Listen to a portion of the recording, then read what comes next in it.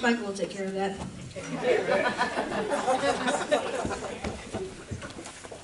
Turn to Deuteronomy chapter 29, and we'll be starting in verse 22.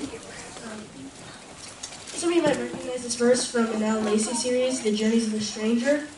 He leaves behind a medallion in the book. The stranger leaves behind a medallion with a piece of this verse on it. It's the section that says, "The stranger that shall come from a far land." And I just leave that behind every time. So that's where I got curious enough to look up the verse. And then I saw the passage and it gave me an idea. And as my parents know, that can be dangerous.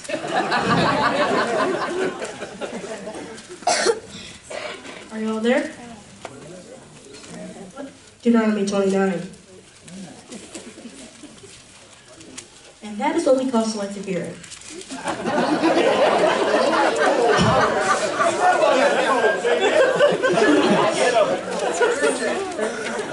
Everyone's there now?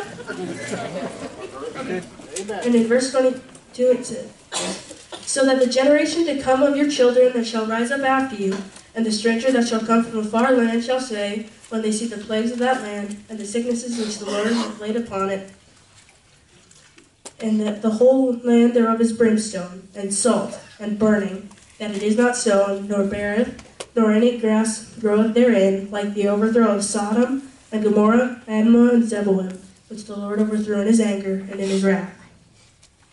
Even all nations shall say, wherefore hath the Lord done thus unto this land? What meaneth the heat of this great anger? Then men shall say, because they have forsaken the covenant of the Lord God of their fathers, which he made with them when he brought them forth out of the land of Egypt. For they went and served other gods, and worshipped them, gods whom they knew not, and whom he had not given unto them. And the anger of the Lord was kindled against this land, to bring upon it all of the curses that are written in this book.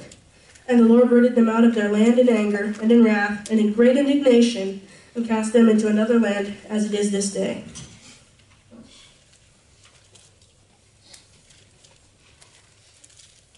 Just going to be quick, because we've got several other preachers preaching tonight. And I'm just going to get right into it. My first point is the sin. Turn to Exodus 20, verse 3.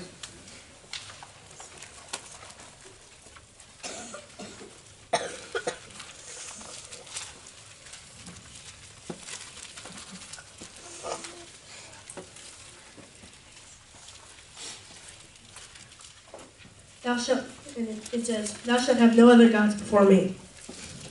You know what it's talking about? It's talking about idolatry, and it does say in Deuteronomy, in that passage we just read, that because they turned away from the Lord their God, that's what happened. That's why it happened. I just have a couple of things that can be forms of idolatry today.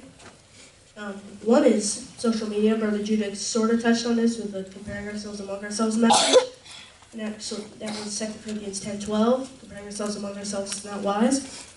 And then also another one I thought of is money, because first we can be more concerned on that than God. 1 Timothy 6:10 says near the end of it, that the love of money is the root of all evil. So the sin was idolatry. And next point, we have the sentence. Turn to Judges 3:12.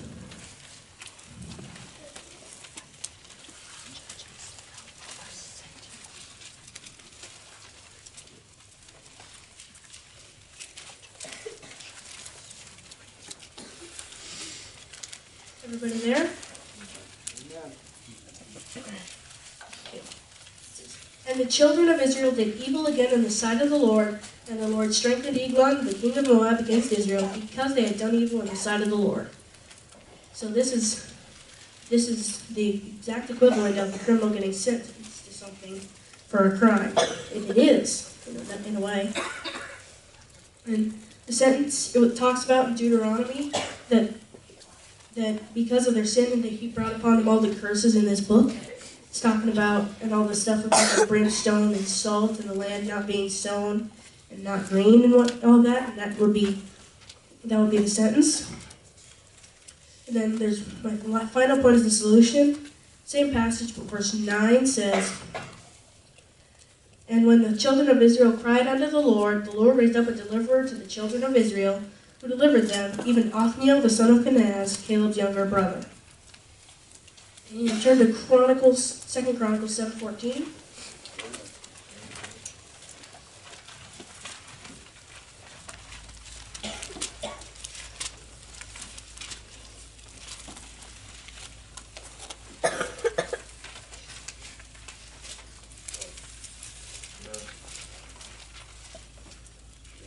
Amen.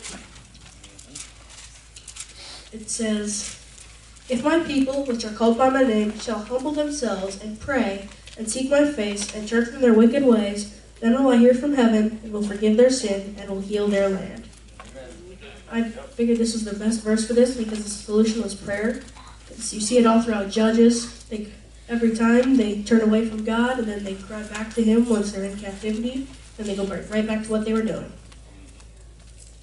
And the solution actually has two things. There's a chemistry and definition and a math definition.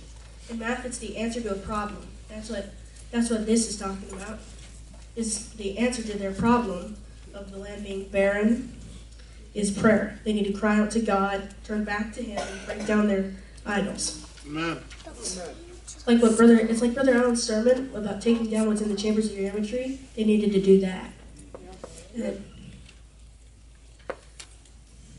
for CTX, Brother Ryan, you know about how youth groups, usually after youth conference, are going strong, but then they dip back down to where they were.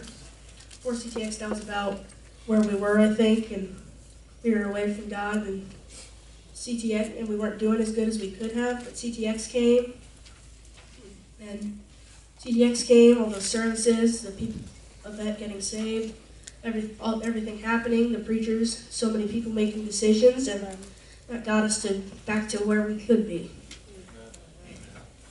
Michael, I believe. Michael? Yeah. Michael, you're next.